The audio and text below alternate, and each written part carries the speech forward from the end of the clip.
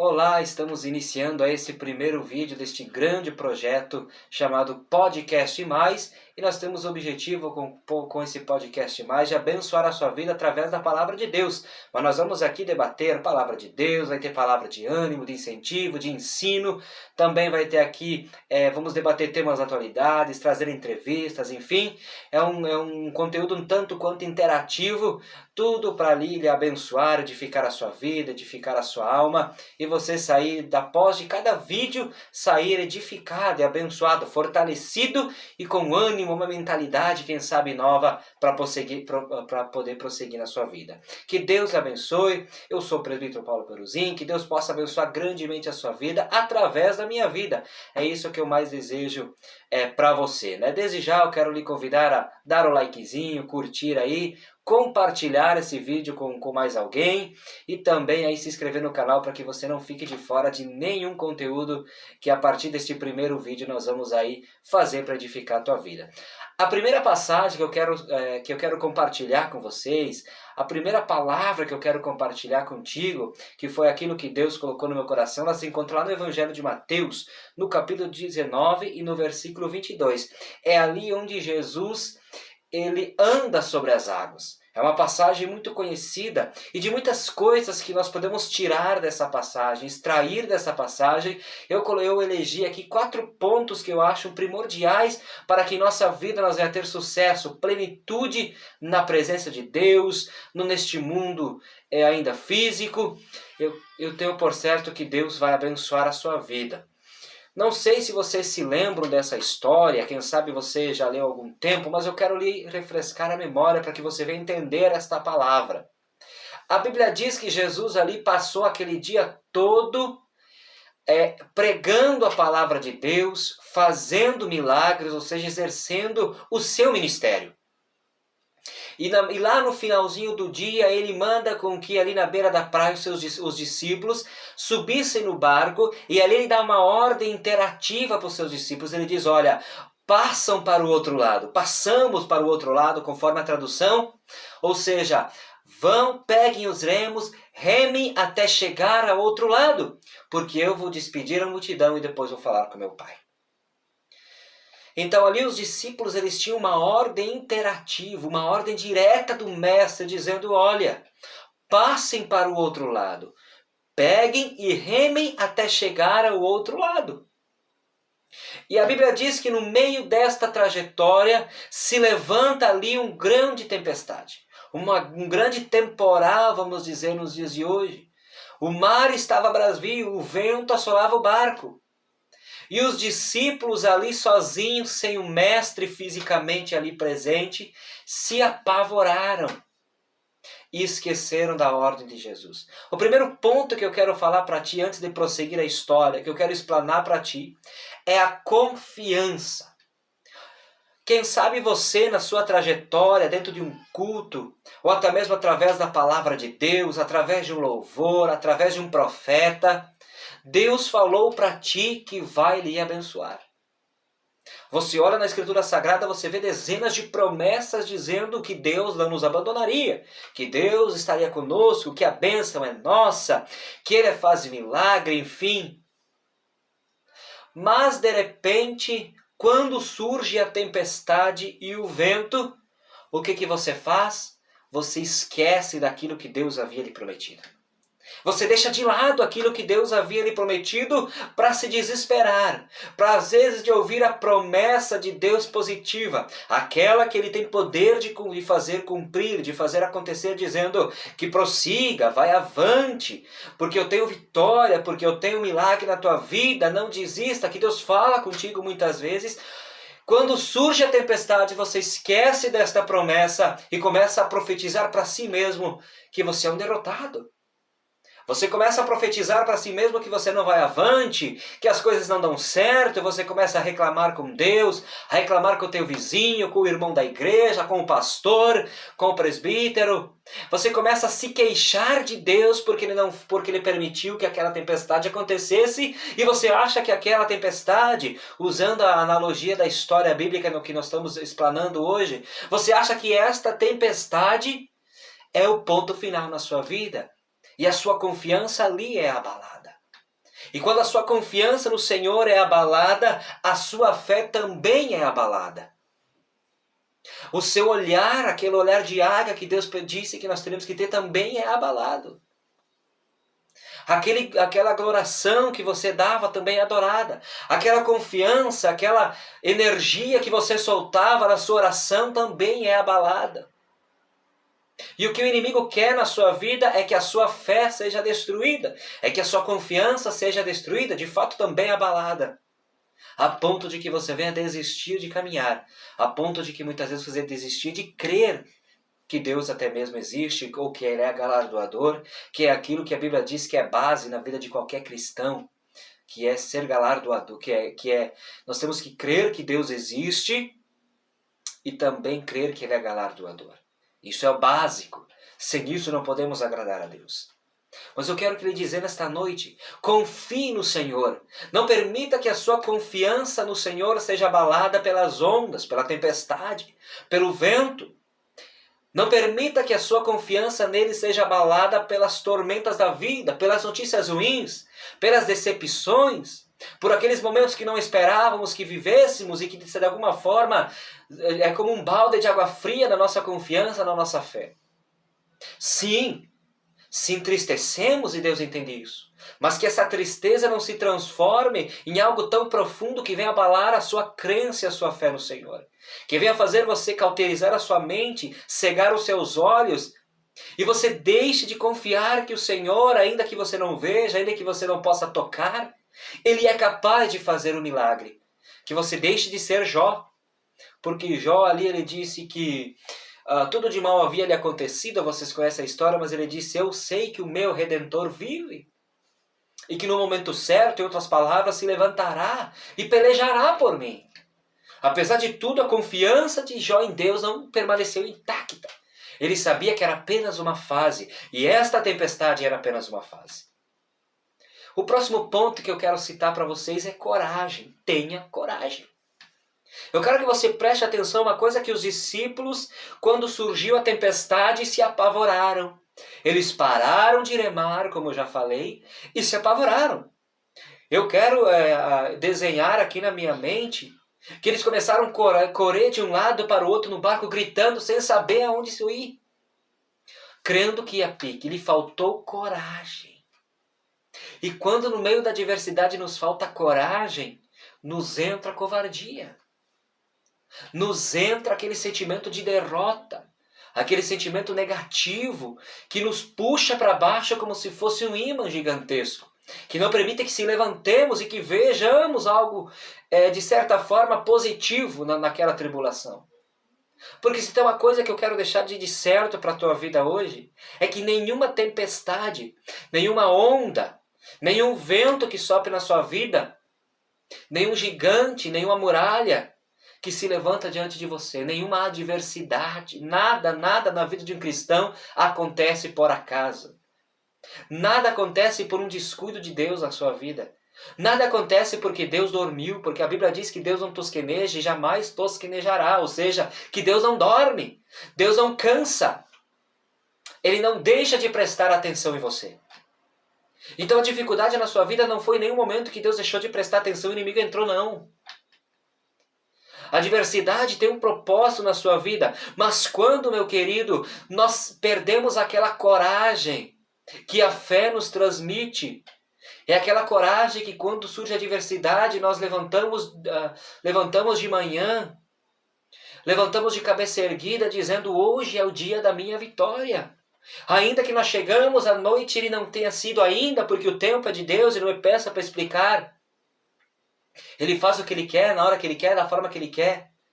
Mas nós vamos dormir ainda com aquela enfermidade muitas vezes doendo, mas dormir louvando, isto é coragem, é não se desesperar no meio da tribulação.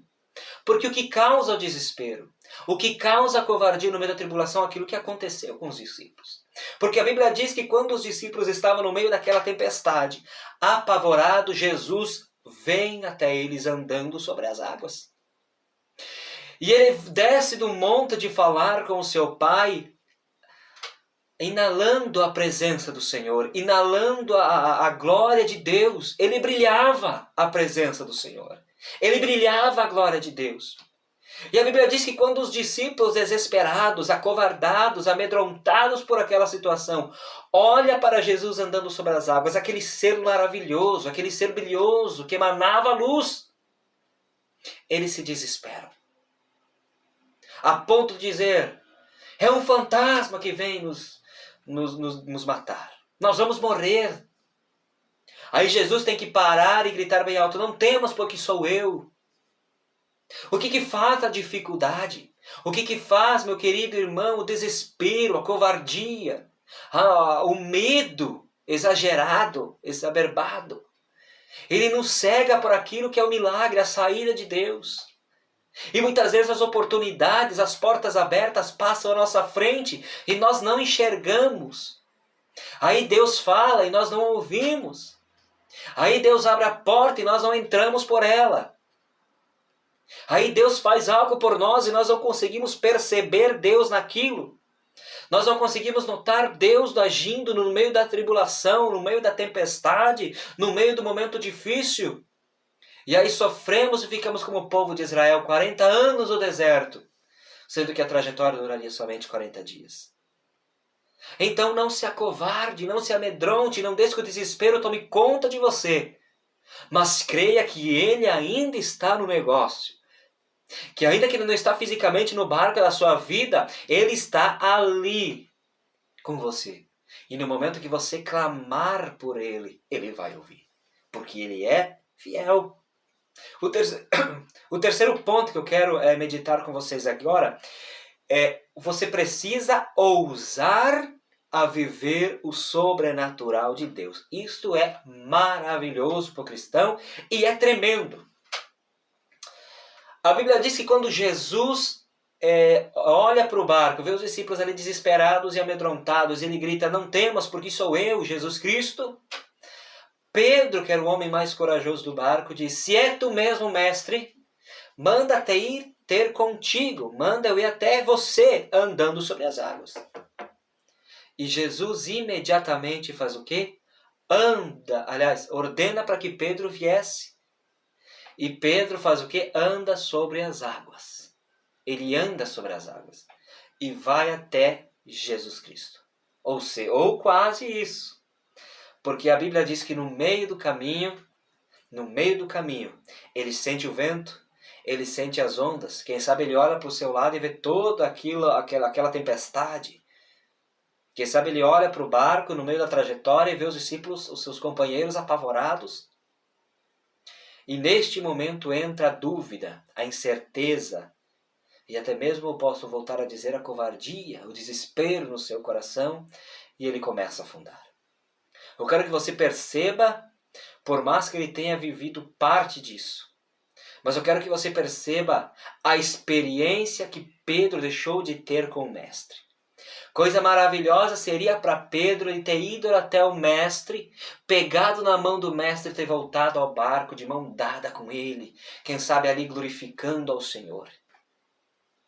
Eu quero lhe convidar a viver o sobrenatural de Deus, a ousar viver o sobrenatural de Deus, a querer ter o mais de Deus na sua vida, a querer ter algo diferente na sua vida. Eu quero lhe convidar a entrar na peleja sobrenatural do Senhor, a brigar mesmo, palavreando assim com o Senhor, dizendo, Deus, eu quero mais do Senhor na minha vida. Eu quero mais de Ti todos os dias.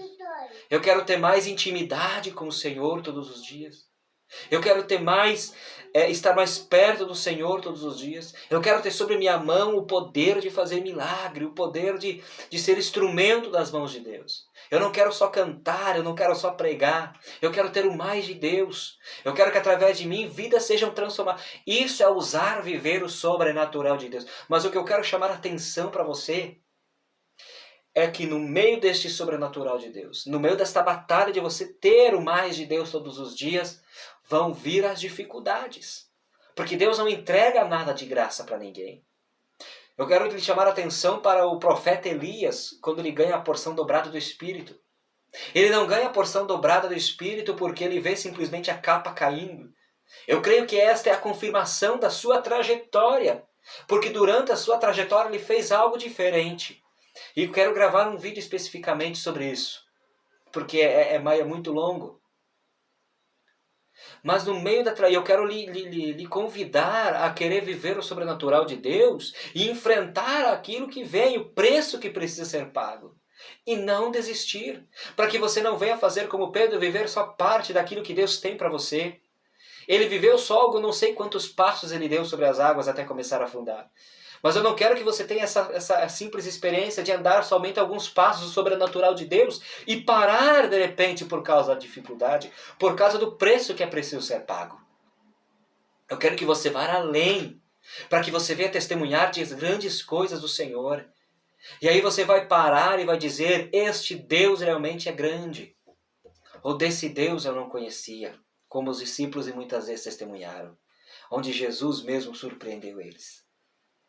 O quarto ponto e último que eu quero falar com vocês hoje é que Ele é o nosso socorro.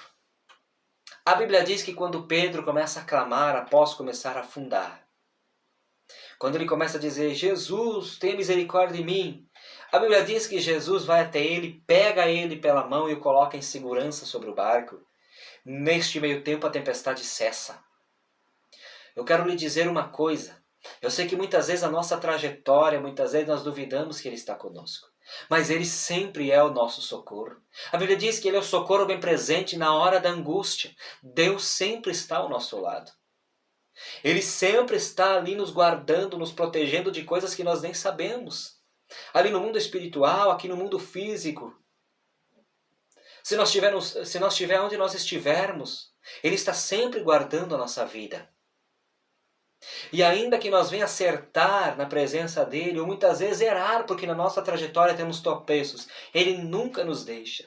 A maior estratégia do inimigo é quando nós erramos, ele jogar na nossa vida que Deus não está mais conosco, porque erramos. Sim, temos que vigiar para não errar. Mas enquanto humanos vamos ter tropeços na nossa vida. E ele não está aqui para nos julgar. A Bíblia diz que Jesus não veio para julgar o mundo. Ele será juiz depois. Enquanto nós estamos aqui nesta terra, Ele é o nosso advogado. Então em nenhum momento se você erra, Ele vai lhe julgar, bem pelo contrário, Ele está ali do teu lado, pronto a ouvir o seu pedido, o seu clamor. Ele está pronto a lhe receber. A partir do momento que você tropeça, você se arrepende, você pede misericórdia, Ele vai te abraçar. Vai te dar força, te renovar, te fortalecer, te ajudar a continuar a caminhada. Coisa maravilhosa. É só Ele quem faz isso. Por isso não desista, ainda que você tropece, Ele está do seu lado. Vai avante. Continua, meu querido. Procure acertar. Não erre de novo. Porque Ele está sempre do nosso lado para nos fortalecer, para nos ajudar. A Bíblia diz que quando Jesus estava se preparando ali os discípulos, ali psicologicamente, mentalmente, ali para a sua morte, Ele diz ali que Ele iria, mas que Ele nos deixaria um Consolador para que nós não estivéssemos sozinhos. E esse Espírito Santo está sempre conosco. Que coisa maravilhosa, meu querido, é ter a presença do Senhor ao nosso lado. Que Deus lhe abençoe. Eu espero que Deus falou teu coração, porque eu sei que tem um propósito esse vídeo aí para alguém. Se você conhece alguém que precisa ouvir essa palavra, compartilhe esse vídeo, manda lá no WhatsApp dele. Se inscreva no nosso canal, dê o seu likezinho para nos ajudar. E nós continuaremos aqui buscando o Senhor para ser instrumento de Deus na sua vida. Se você quiser comentar embaixo desse vídeo, contando um testemunho, pedindo uma oração, vai lá. Porque eu tenho certeza que nós estaremos orando, Deus estará te abençoando, e você, quem sabe, aí vai estar testemunhando daquilo que Deus faz na sua vida. Porque Deus é fiel para fazer milagre. Que Deus te abençoe em nome de Jesus e até o próximo vídeo.